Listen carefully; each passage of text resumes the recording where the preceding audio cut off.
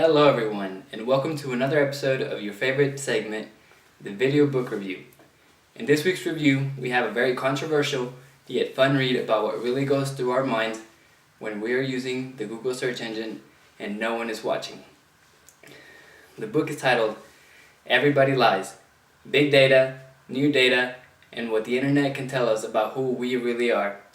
In this review, I will cover some of the main points the author, Seth Stephens-Davidowitz, talks about in the book, as well as give my personal, very biased opinion on the matter. Some of the topics that Seth talks about are racism, how much sex partners really have, pornography site searches, why Christmas is far from the happiest time of the year, and why the author can never be an NBA player. The book makes an introduction to big data by stating that the research being used is a whole new way of studying the mind. What Seth talks about is a plethora of data referred to as big data, which is stored every time someone uses Google search, and what those searches say about the human condition. The book begins by using a recent example that supports the data Seth used.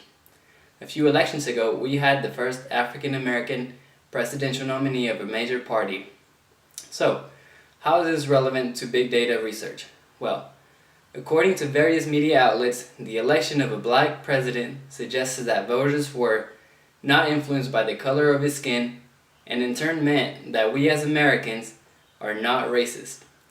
Contrary to that belief, the data suggests that racist people were there all along, hiding behind the friendly faces and deep inside the people who we would never suspect of being racist.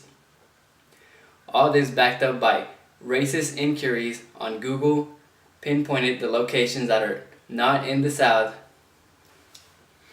Sexuality is a topic that people are likely to lie about, how much sex they're having, being attracted to the opposite sex, and even using protection during sex.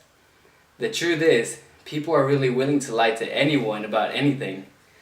The things they are willing to lie about include, but are not limited to, how many drinks they've had on the way home, how often they go to the gym, how much their shoes really cost, and whether they've read a book or not.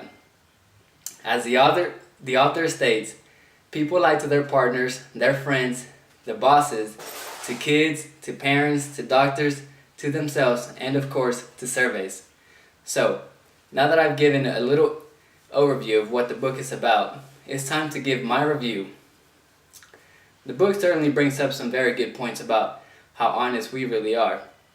I recall going to a midnight premiere of a Harry Potter movie, and when confronted, lying about whether or not I had read the books. So, does this mean that I agree with the author? Well, yes, partially. It is true that we lie on surveys, especially when we remain anonymous. I mean, no one is ever going to know that it was me anyways. There is research that suggests there are 5 reasons why people lie on surveys.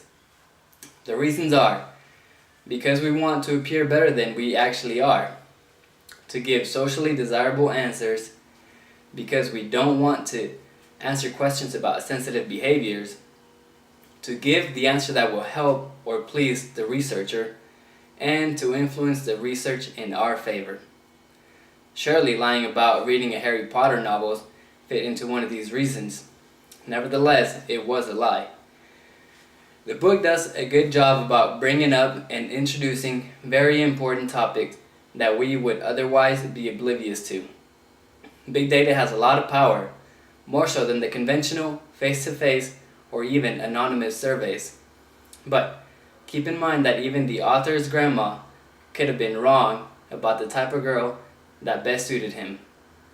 And no matter how much data and experience she had, there was always that chance that she would be wrong. In the same manner, big data is good at predicting the future, but keep this in mind. There have been plenty of NBA players that were less than 6 feet tall, and in my experience, racism is not as big of a problem as we are told, and most people are inherently good, or at least I like to think.